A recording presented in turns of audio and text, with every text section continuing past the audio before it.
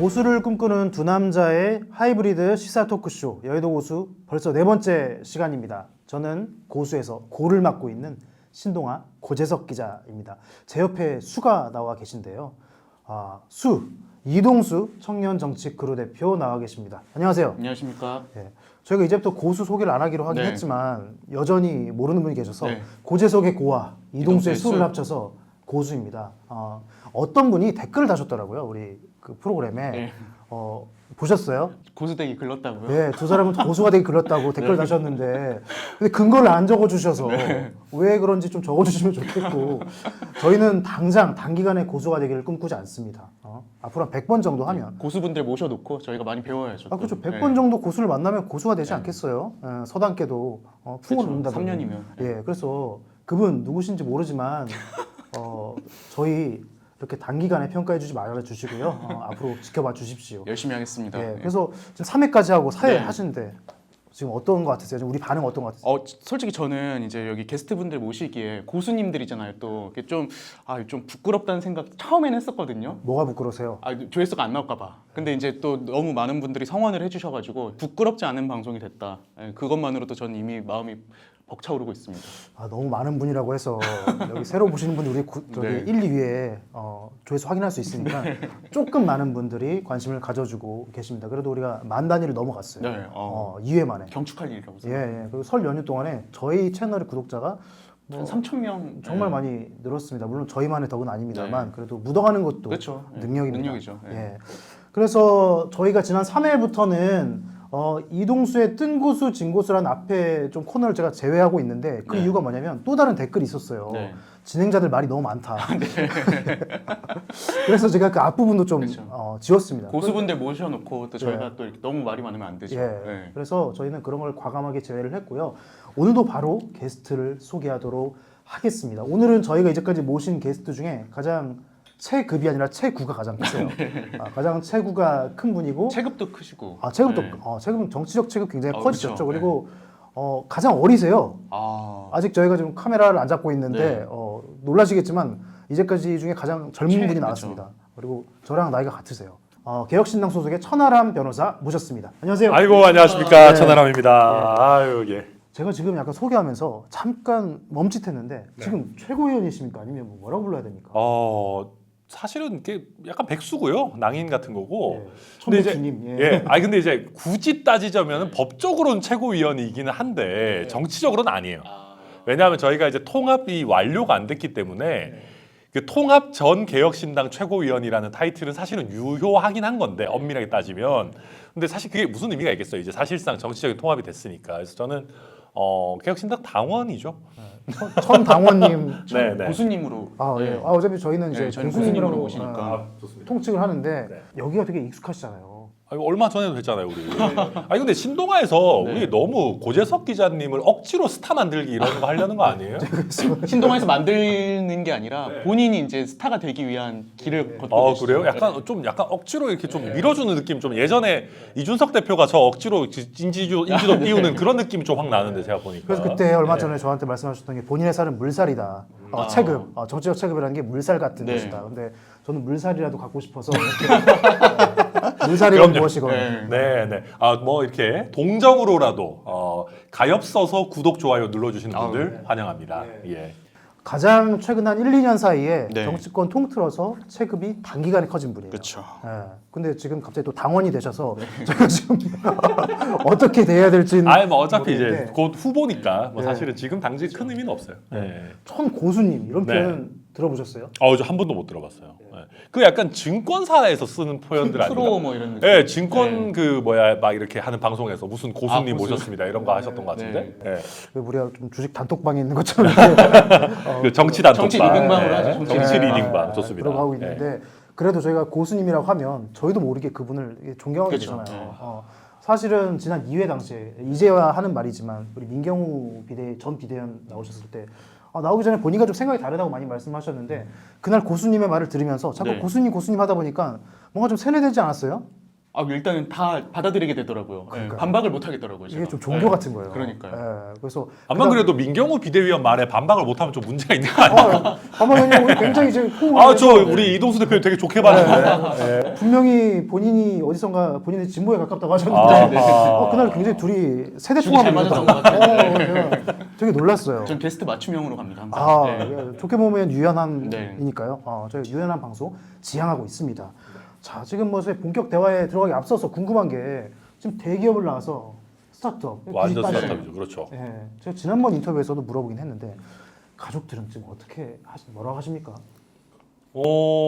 가족들은 그냥 재밌게 보고 계세요. 음. 네, 저희 부모님도 그렇고 제 와이프도 그렇고 다 재밌게 보고 있고 근데 이제 그런 거죠. 이게 옛날에는 그러니까 옛날에 뭐 예를 들면 제가 국민의힘 있을 때 국민의힘에서 뭐 약간 뭐 난장판 나고 뭐 지지율이 국민의힘 떨어지고 이래도 제 탓은 아니잖아요. 그렇죠. 대부분의 경우 제가 당대표 면목 모르겠지만 떨어졌었으니까 그러니까 이제 뉴스를 편하게 보셨는데 지금은 개혁신당의 지지율 등락이 물론 제가 뭐 대표만큼은 아니지만 저도 주요 뭐 이제 구성원이니까 약간 그걸 자기 일처럼 보시죠 이제. 예, 그러니까 국민의힘 지지율 등락과 개혁신당 지지율 등락을 바라보는 가족의 어떤 태도는 네. 극명하게 다릅니다. 그러니까 이게 이제 기업으로 치면 대기업에서 그래도 좀 어느 정도 지분이 있는 주주와 지금 이제 나와서 스타트업에 어떻게 보면 임원과 같은 역할을 파운더 하고 같은 계시니까. 거니까 사실은. 예. 그럼 굉장히 요즘 그러니까 설 연휴 때 물론 빅텐트가 완성되긴 했지만 우리 이따 대화를 해보겠지만 지지율 자체는 성적표는 아직까지는 그렇게 좋지 않잖아요. 안 좋죠. 가족들 걱정이 많죠. 예, 그러니까 사실 당 지지율 성적표도 좋지 않고 저희 지역에서의 여론조사 성적표도 별로 안 좋다 보니까 우리 가족들 걱정이 많고요. 근데 제가 그래서 가족들한테 늘 얘기하는 게 좀 기다려봐라. 왜냐하면은 아직까지 우리 국민의 제 생각에 절반 이상은 이준석이 새 당 만들었다는 거 모르실 겁니다. 네. 그러니까 이게 어느 정도 당이라는 게 체계가 잡히고 또 국민들에게 이 존재를 알리는 데까지 걸리는 시간이 분명히 있다. 그러니까 그 시기까지 우리가 어느 정도 괜찮은 틀을 만들어 놓으면은 국민들께서 이거를 또 어느 순간에는 띄워 주실 거다. 그리고 안 뜨면 뭐 어쩌겠습니까? 하늘의 뜻이 하늘의 뜻이죠. 거죠. 뜨면 뭐 공중부양이라도 해서 네. 억지로라도 막 이렇게. 그래서 예. 저는 진짜 아직 모른다고 생각하는 게 예전에 이제 안철수 국민의당 선거 결과가 대단했잖아요. 근데 그 전에 안철수 신당으로 이제 여론조사했을 때는 꽤 나오다가 이제 국민의당으로 나왔을 때는 또 한 반토막 난 적이 있었거든요. 그래서 그거는 아직 모른다. 그러니까 실제로 3월 정도 2016년 3월 기준으로 그때 국민의당이 한 8% 정도 내외를 기록을 하다가 갤럽 기준으로. 네, 막판에 확 오르거든요. 실제 뚜껑 열어보니까 26%인가 뭐 이 정도에서 당시 새누리당 다음으로 이제 2등을 하고 그때 민주당을 제쳤죠. 그래가지고 제가 아는 친한 분도 이제 그때 국민의당 막 당선권 번호 받았는데 나한테 이따위 번호 주냐고 안 하겠다고. 네, 맞아요. 누군지 알 것 같은데. 유명한 사건이죠. 네, 그런 일이 있을 정도로 해서 저희도 어느 정도 인지도가 쌓이고 또 많은 국민들이 이제 총선 한 2주, 3주 전에 이번에 무슨 선택지가 있는지 보시는 분들이 많다 보니까 그때까지 그래도 괜찮은 모습을 잘 가지고 가는 거를 일단은 저희 목표로 삼고 있습니다. 그러니까 아직까지는 좀 총선 공천 국면이 양당에서 끝나지 않았기 때문에 변수가 너무 많아서 아마 저희가 한두 번쯤은 더 현안 때문에 모실 수도 있지 않을까 생각을 하고 있고요. 오늘은 그래서 좀 그간 있었던 일 플러스로 앞으로 어떤 정치를 지향하는지 등등을 좀 여쭤보는 시간을 가져보도록 합니다. 그래서 좀 비로소 완성된 빅텐트예요. 설 연휴 동안에. 그래서 우리 스타트업에 가신 우리 천 변호사님의 미래는 어떻게 될까 궁금한데 저희가 좀 궁금한 거는 이게 좀 전격적으로 이루어졌잖아요. 그리고 지난번 저랑 인터뷰할 때도 말씀하신 게 이게 뭐 정책 노선의 차이보다는 스타일상의 차이가 오히려 좀 있죠. 갈등의 씨앗이 될 수도 있다. 이 말씀하셨는데 그 갈등의 씨앗은 아직 해소가 안 된 거 아닙니까? 안 됐죠. 솔직히 갈등의 씨앗은 해소 안 됐고요. 저희가 기대하는 거는 선거 때까지는 좀 참고 가지 않겠는가. 그리고 냉정하게 얘기하면 바빠서 사고를 못 쳐요. 선거 때는 대부분. 그러니까 이제 각 후보들이 지역에서 뛰면은 그게 그렇게 뭐 문제가 생길 일이 없어요. 근데 이제 근데 저는 그 운영 방식에서 보면은 이제 구개혁신당 같은 경우에는 약간 핀테크 기업 같은 느낌이거든요. 네. 그리고 이제 새로운 그 미래 같은 경우는 그냥 무슨 토건, 약간 전통적으로 이제 중소기업, 중견기업을 주구장대 이끌어오시는 약간 그런 느낌으로. 느낌인데 당사 선택에서도 그게 이제 좀 차이가 많이 났었잖아요. 그냥 이 개혁신당 같은 경우에는 당산에 있는 오피스텔에 가고, 그리고 이제 새로운 미래 같은 경우에는 여의도에 전통적으로 이제 당사나 이런 게 캠프나 이런 게 들어갔던 한양 빌딩에 또 들어갔는데. 근데 좀 엊그제 그냥 나온 뉴스에 대해서 질문을 드리면 뭐 어제 개혁신당 공보본부에서 아니라고 주장을 했지만 김종인 공관위원장설이 갑자기 보도가 됐어요. 이게 뭐 그래도 나름대로 아니땐 굴뚝에 연계 나는 것도 아닐 텐데요. 그러니까 이게 사실은 근데 아직은 아이디어 차원이고요. 저는 뭐 가능성은 올라와 있다. 근데 김종인 위원장님은 또 이제 특유의 관심 없다 이제. 근데 뭐 김종인 위원장님 뭐 제가 뭐 폄하한 건 아니지만 관심 없다고 해놓고 또 하시는 경우들이 있기 때문에 아직 구체적인 대화가 오고 간 거는 제가 알기도 아니고, 근데 그냥 요약하자면 가능성은 열려 있다, 네, 정도 생각합니다. 김종인 위원장님이랑 우리 이낙연 대표님 사무실도 갔잖아요. 경희궁이었죠. 네, 맞아요. 거기 같이 있어. 그래서 막 인사도 가시고 막. 네, 맞아요. 그 사무실에 굉장히 거물들이 많으세요. 네. 그 이제 그 정치학자로 유명한 최장집 교수님이라고. 네. 아, 알죠. 저희 고대 교수님이었죠. 최장집 교수님도 거기 계시고, 그러니까 좀 약간 올드한데 이제 네. 굉장히 거물들이 거기 많이 계신데, 그래서 아마 두 분의 사이가 저도 되게 좋은 걸로 알고 있거든요. 네, 네, 네. 그러면은 근데 나쁜 쪽에 나쁘게 바라보는 사람들은 또 그분이야 이럴 수도 있잖아요. 이게 생각보다 국민들께서 어느 정도 아시는 중량감 있는 공천을 해보신 분, 이런 분이 없어요. 그러니까 김종인 위원장이 항상 사랑받는 이유가 있어요. 예. 그러니까 이게 그리고 그냥 뭐 예를 들면 좀 큰 정당 같으면은 그냥 교수님들 모셔와도 돼요, 사실은. 근데 저는 그거 절대 좋다고 생각하지 않거든요. 왜냐하면 정치를 알고 인물들을 알아야 그걸 하시는 건데. 바지 사장인 네, 거예요. 아니 저 국민의힘 그 공관위원장님은 제 은사님이에요. 제 실제로 제가 그분한테 수업도 듣고 그랬어요. 되게 나름 친해요. 근데 사실 정치를 그렇게 잘 하시는지는 저도 잘 모르겠거든요. 그러니까 그런 것보다는 낫다. 네, 또 그분이야라고 하는 게 저는 정치 모르시는 분보다 낫다고 생각하고, 또 저희가 어찌 됐든 김종인 위원장이 오시면 또 화제가 되잖아요. 네, 그런 면에서도 저는 뭐 좋은 선택 아닌가 생각합니다. 혹시 이 채널을 보고 계신 분 중에 고재석 기자가 또 그분이야 했다고 해서 오해하지 마시고, 저는 김종인 위원장님 굉장히 좋아하는 기자 중에 한 명입니다. 아, 이런 얘기 하니까 진행자가 말이 많다고 그러시는 거 많이 아니에요? 안 들어서 오해하지 마시고요. 댓글 하나에 왜 이렇게 상처를 받고 그래요, 다들? 예. 댓글 다시는 분들 한 번 더 생각해 보시고 적어주시고요. 예. 뜨끔하시는 거 아니에요? 아니, 연휴 동안 네. 댓글 하나 자세히 봤어요. 아, 진짜요? 자세히 봤어요. 그래서 이걸 이제 뭐 트라이앵글 전략이라는 표현을 쓴 언론도 있던데, 이게 좋게 보면은 뭐 각기 거점 전략이지만 한편으로는 대전략이 없다, 이런 비판도 들을 수 있거든요. 그분들이 전략 자산이에요. 진짜 자산 겸 전략입니다. 그리고 저는 개혁신당이 지역 기반이 없다라는 게 단점이기도 한데 단기적으로는, 장기적으로는 축복일 수도 있다고 봐요. 왜냐하면 지역 기반이 확실하면은 그거에 기대게 되거든요. 확장성에 좀 한계가 있다고 예, 말씀이죠. 그리고 솔직히 자민련이나 2016년 국민의당이나 이런 거 보면 지역이요 생각보다 영원하지 않아요.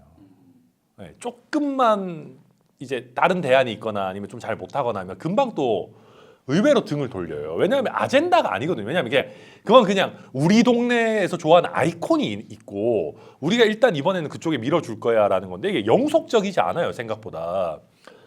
그게 그러다 보니까 저희는 사실은 세대 정당의 성격도 일부 있으면서 이번에는 그거보다는 이제 개혁적인 성향의, 그러니까 이제 양당이 모두 실은 이제 스윙 보터들의 정당 같은 개념으로 점점 가고 있는데, 지역 기반 정당이 되면은 너무 편해가지고 차별화를 할 수 없어요. 솔직히 지금 민주당이나 국민의힘도 약간의 지역 기반 정당 성격을 갖고 있잖아요.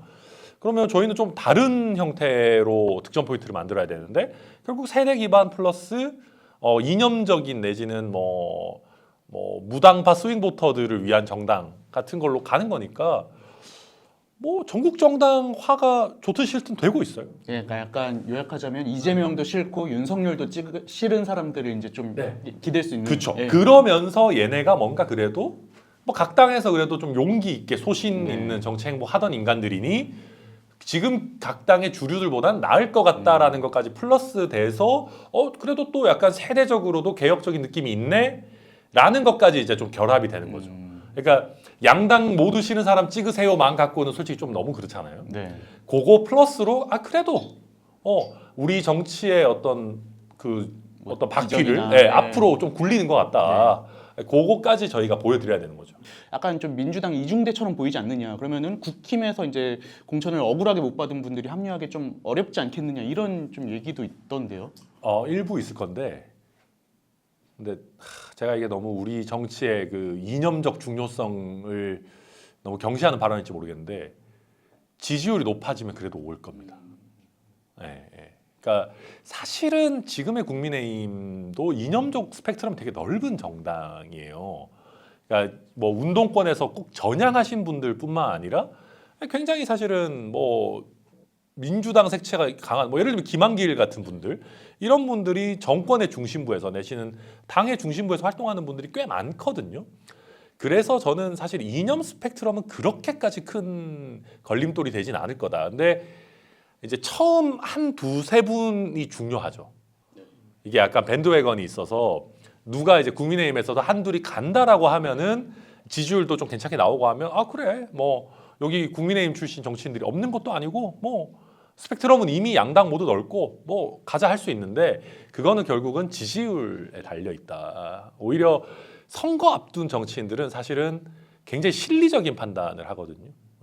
어쨌든 당의 개혁신당의 주류가 뭐 아주 왼쪽에 가 있거나 이런 건 아니기 때문에 뭐 조홍천 의원도 그렇고 그래서 그게 그렇게 크게 장애가 되진 않을 것 같습니다. 저는 근데 사실은 요새 뭐 자팡밥이니 뭐 이렇게 저 사람들이 이제 같이 할 수 있겠나니 한동훈 위원장도 비슷한 말씀하셨는데 저는 개인적으로는 그런 생각을 좀 반대를 하는 게 아까 말씀하신 대로 국민의힘과 민주당도 워낙 다양하기도 하지만 한국 사회가 지금 진보와 보수를 이렇게 나눌 수 있을 만한 정책 그렇게 다변화돼 있냐 하면 의문은 들거든요.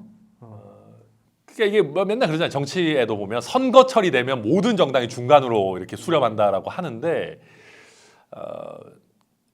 그러니까 그거는 뭐 양당은 이미 그런 거고 저희 개혁신당의 판단인 거죠.